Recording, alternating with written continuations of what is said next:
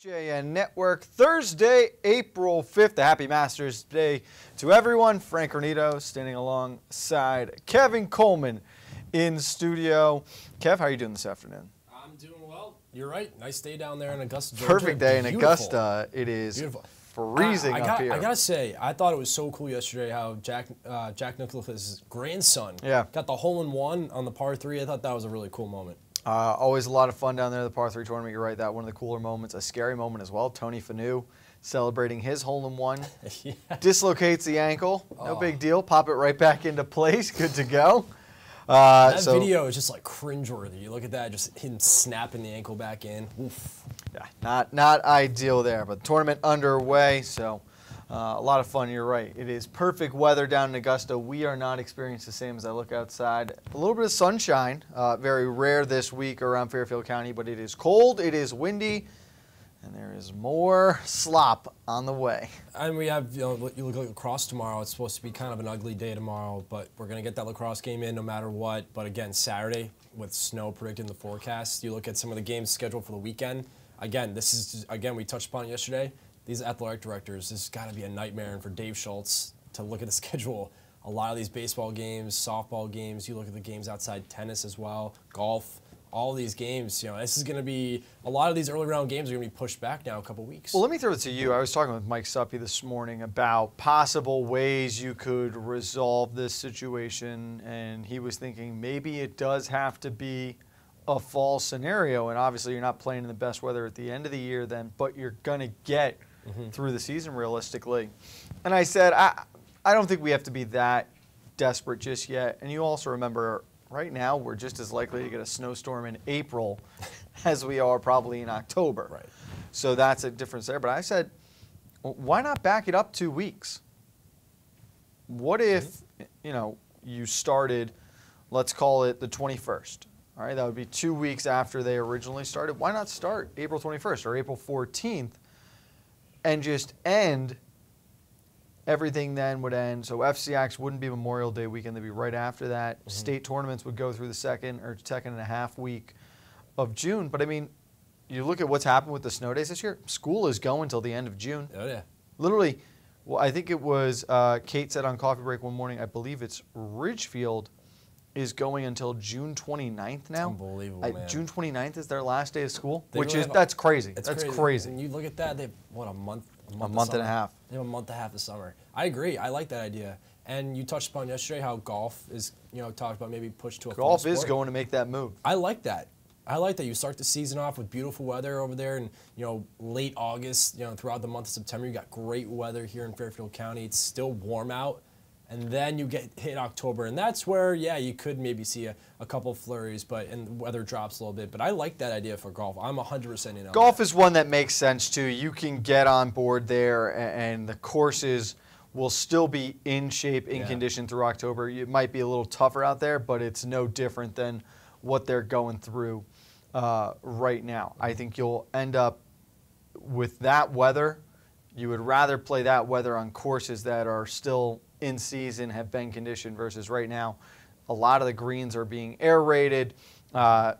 Temporary greens were in play for the longest time. The grass hasn't fully grown in yet. So there's a lot of golf in this month is rough. Really around May is when it starts to come into fruition in the Northeast area. Yeah. And when we talked to Scott Erickson yesterday on the show, he mentioned how a lot of these high school players are causing divots on the greens, and maybe members of some country clubs that these high school teams get to play at are upset because they show up and there's divots, there's changes being made to the course because these high school players, no disrespect, but again, these are members of country clubs don't want to see the course ruined. It would be the equivalent of someone, essentially a member at a country club, taking a golf cart and just doing donuts on one of the greens. That's essentially what you're talking about here. There are little things that kids aren't meaning to do it. It's just the lay of the land right now, the conditions of the course. So the baseball thing, I don't think we will see any moves being made in the near future. The CIAC is not always the most proactive group, let's be honest. I just think ultimately the best decision you could do there, go 2 weeks later. Go 2 weeks later. Yeah. It's already the shortest season of the year. It's really condensed into a month-and-a-half span when you think about it, especially now the way it works out. I would just condense it down. You can add an extra week onto the year for the state tournaments, and with the way schools are getting out later and later, it's really not going to have that much of an effect. Yeah, I agree. And you look at, if you put baseball as a fall sport, that conflicts with football, soccer, volleyball, these all the other fall sports. So that you're never going to see baseball, I believe, move to a fall sport. No. But it's a spring sport. I think a lot of players look forward to getting out there in the month of April and getting spring training going, kind of the same time as the professionals are doing it too. So I like that idea, moving it back. Starting the regular season off in late April. And maybe even playing some back-to-back games, throughout the week. I know it's a little bit of a tough stretch, but I think these high school players can handle it. I think they're at the point now where their body levels and their energy levels can handle. Maybe they're playing a Tuesday, Wednesday night, back-to-back games. I certainly think that these high school players are up to the task. With the way this season shakes out right now, you could be playing similar to what Scott said we saw at St. Joe's last year, 4 or 5 games in 1 week to make sure that you're eligible for the postseason. There's going to be a lot of issues, and again, more snow coming here. We're obviously going to see more rain as the month goes on, so it's going to be nothing short of a disaster, honestly, in my opinion. I think it's going to be very hectic. It's going to be very messy, and you're going to have a lot of teams fighting and trying to figure out how to play the minimum number of games to make sure they're eligible for the postseason, and it could cause some problems. It's going to cause problems too for the pitchers. That's going to be a problem because these managers now have to realize with pitch counts, letting these guys have the right amount of rest in order for them to get their next start. That's going to be a whole nother thing. That just goes to softball too. With softball, you can throw another ace out there the next day, but for baseball, man, I will tell you this, I am not jealous of these managers this spring because they have their work cut out for them, because not only do they have to worry about pitchers, they have to worry about the rest of their team and their field too, which is going to be a mess. But as long as you're McMahon, Darien, some of the teams that have Norwalk, these teams that have turf fields, they're okay. But the rest of the squads here in the FCIAC, oh boy, not going to be pretty. Not going to be pretty. So the debate goes on as we get ready for what looks like is going to be another washed out weekend around Fairfield County. Before that, though, we've got a pretty big lacrosse game we expect to get played tomorrow night. Number 2, Darien. Number 7, Torrey Pines. Kevin and I dive a little deeper into that matchup when we get back on the HAN Network. Now teeing off, Paul Miller from Miller Nissan in Fairfield.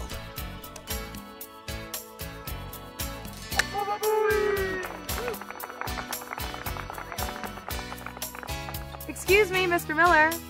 What about my new Sentra? Right now, lease a 2017 Sentra S for only $97 a month. He is never going to retire. At Galt, we always put you first. As your full-service home heating partner, we provide expert delivery, installation, and maintenance for all your heating needs with knowledgeable, friendly professionals that give you peace of mind 24/7. Galt Family Companies, you first since 1863.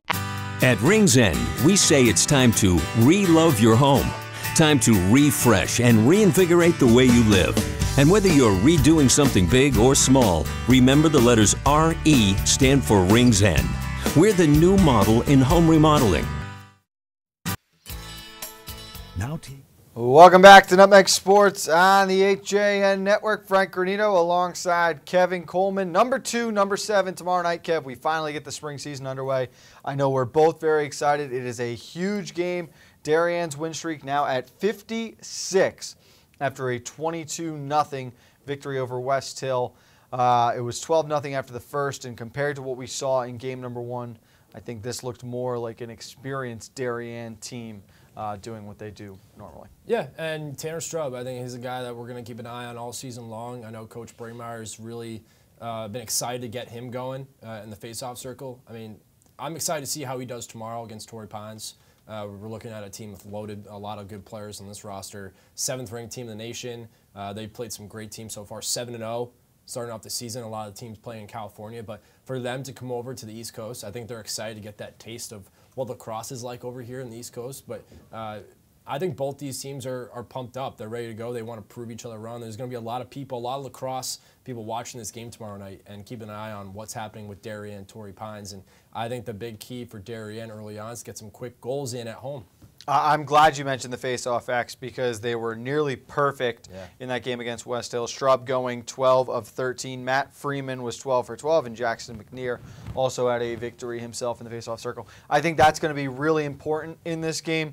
Also, the turnover battle, and I want to focus on the turnovers by Torrey Pines. We know when Darien is at its best, Kevin, they want to be running in transition. They're lethal. Their passing is crisp. It's clean. It's quick, and they will strike before you realize it. I don't know that Torrey Pines has seen the pace of transition Darien can play at, so turnovers early on could be a huge factor in this one. They are. You look back at any of the tape from last season, you look at what they did against Yorktown Heights this last Saturday, but you look at some of the games that they played last year. I know they're missing a huge chunk, but this is Darien, just another team coming in here, another rank, and the players that really can move up and down the field is Minikis, Joyce. These guys, once they cause a turnover, the middies just fly up the field, and that's where you start to see their. And when they're on the offense, when they're going around the perimeter against the zone defense, this is a team that moves the lacrosse ball around real quick around the perimeter, gets inside, kicks it back out, finds ways to score. But you're right, when they're moving in transition and flying up the field, that's when Darien is at their best.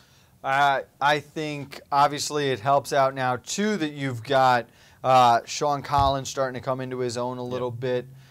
He's going to feel more and more comfortable. It'll be interesting how he handles the challenge. Logan McGovern, 2 goals, 5 assists.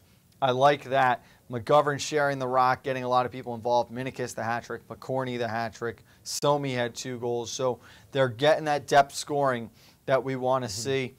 I like Darien at home. And the big factor for me is going to just be the travel trip that's been put together for Torrey Pines.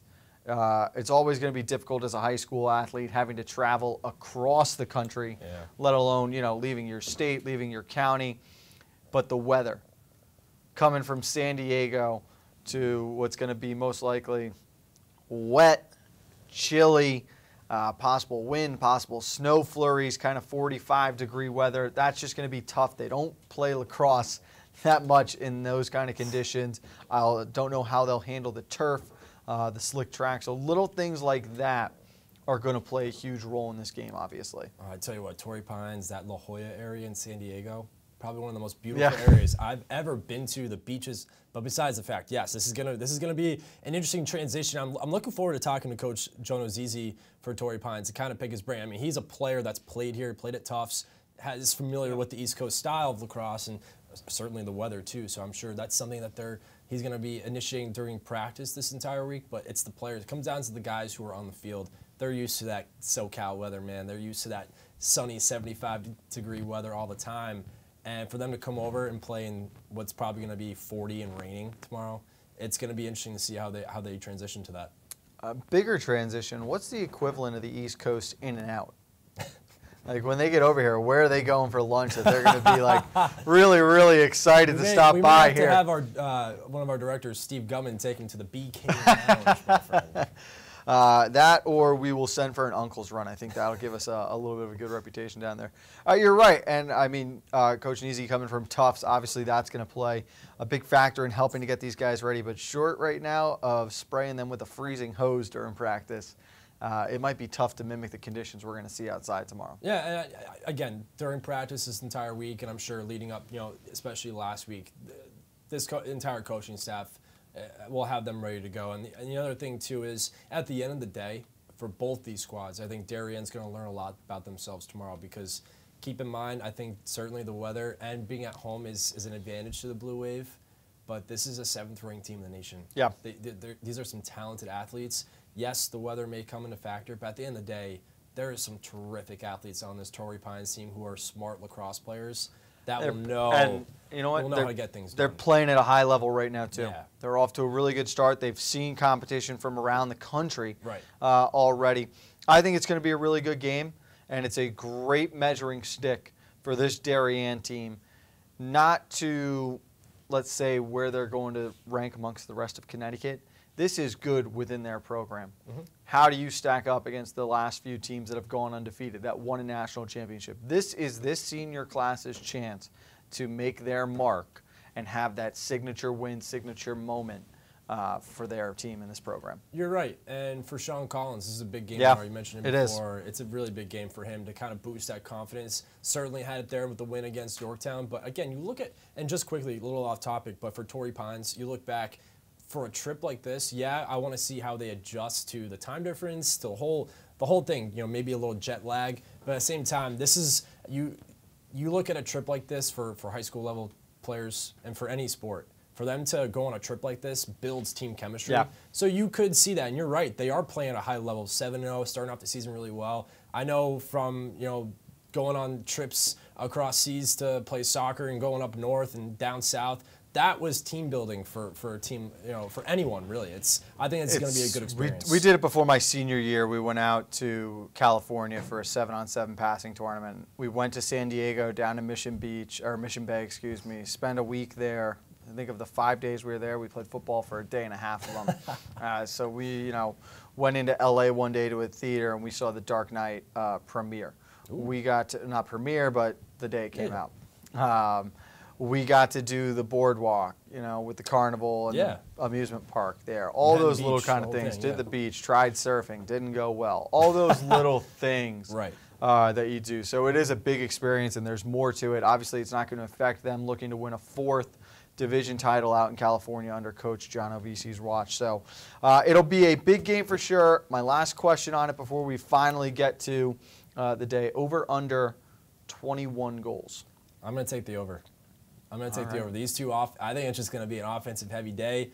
Rain's going to be out there. These guys are just going to throw the ball in the net and see what happens. I would love to see 15-14, something like that. Let's get a little bit of a shootout. I think it's going to definitely be like that. Shootout going.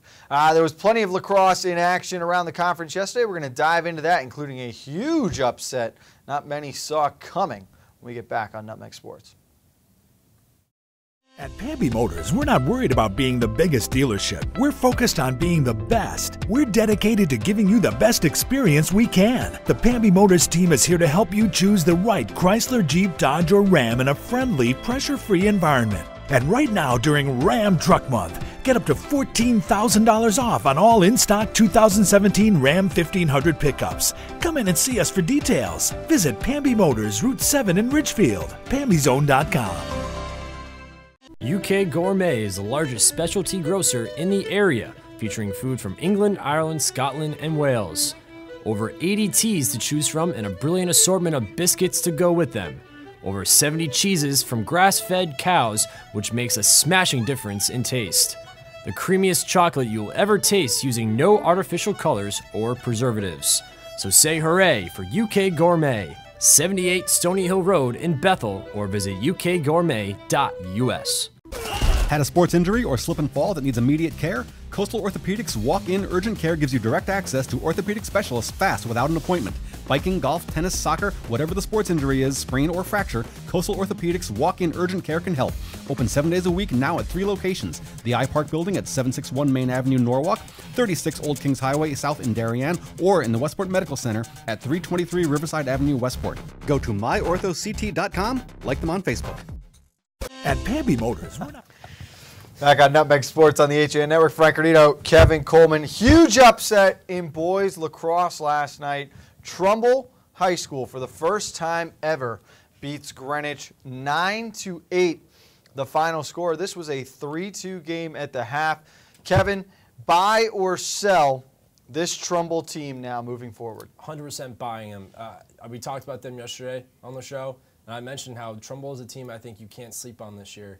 This is a team last year that I thought had some good young talent on the team, and was, some tough losses, but at the same time, this is a team that we saw several times, and I liked what I saw from them. I think this is a coaching staff that wants to build a winning tradition here at Trumbull High School in boys lacrosse, and I think it's on its way with a win like this. Certainly, too, that boosts the youth program as well. Gets some of the younger players excited to come see the varsity guys playing at Trumbull High School. So I'm 100% buying this Eagles team. I really do think that they have a great shot at making the FCIAC tournament. Starting off 2-0, I really like the Eagles. And it's a statement win too. They do it without their top scorer and Peter Roberta, who had the flu. Garrett Lapham had a hat trick, scoring the first 3 goals of the game. They got that lead all the way up to 8-4 in the third. There's a nice shout out from the Black Hole. They let them know. It's a huge upset. So we're buying. This is a Trumbull team. I fully expect they're in the FCIAC tournament. They were there last year. This really, with 1 or 2 more upsets, gives them a good chance of improving their seeding, possibly jumping up to 6th or 5th, with Ridgefield obviously in doubt at the moment without Gato for about a month here. Buy or sell, Greenwich might be a little overrated. I'm not going to say they're overrated. I think a loss like this is certainly tough, though. Start off the season, not a good one. I'm sure this is a team that certainly feels frustrated after this. I want to see. I'm not saying they're overrated. I'm not going to buy that. I'm going to sell that. And I think this is a Greenwich team that's going to use this loss. I want to see them use it as motivation, earn a little chip on their shoulder. Maybe they thought, maybe they looked past their opponent a little bit yesterday. Fair. So I want to see Greenwich move forward. But I also got to say that tweet. How about #WatchOutSJ? Big game on Saturday. Big game on Saturday. See that right there? #WatchOutSJ. Yeah, you can't go wrong when you've got Trumbull and St. Joe's together on the same field. We certainly expect that is going to be a big one there. I will respect that they're not overrated. And I don't think they're overrated. I think this is a Greenwich team that's easily in the Final Four of the FCIAC tournament, possibly the state tournament. I think you had a couple of very bizarre days on the calendar with weather, postponements, and such.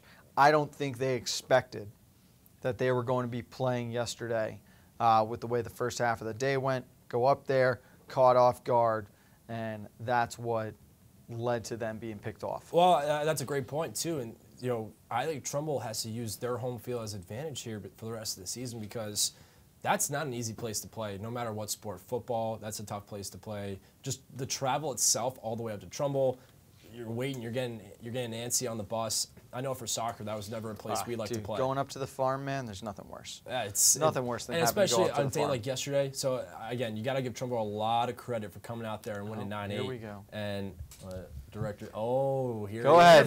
You might not love going to Trumbull, but let's not lie. Ridgefield is not the closest. That's fair. That's fair. That is definitely a haul. That's 100% fair, my man. That the Hollow is not an easy place to play either. Just as a little side note, Steve, I didn't enjoy going up to the farm, but I actually never lost a game on Trumbull High School. Listen, I'll tell you what. At least the animals we say we have in Trumbull are actually there. Okay, no tigers up there. Here we go. Listen, you can think that until you get up there, my friend. It's lurking. The tiger is in the woods somewhere, guys. It's in the woods. Give you a nice tour. We got some llamas for you, Kev. You'd like it. Listen, I think this is a very talented Trumbull class. They've got a lot of guys who have played together for a while. This could be their year. Are they going to contend with Darien realistically for an FCIAC championship? I'm not ready to buy that just yet. The same way that I'm not going to sell, Greenwich will end up in the bottom half of the top 8 spots. But it's a big win, and it sends a message out there, especially when you look back earlier in the week and you had the Greenwich girls getting picked off by Ludlow to start the season.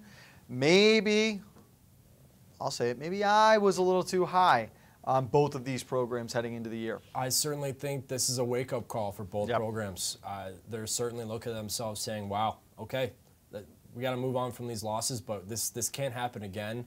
And for the girls team, I think them too, caught off guard. I think they weren't ready to go maybe, and it just didn't get up for the game. And that's so key here in FCIAC, and not just lacrosse, but all sports. You have to get up for every game because every team in this conference is so competitive and so strong.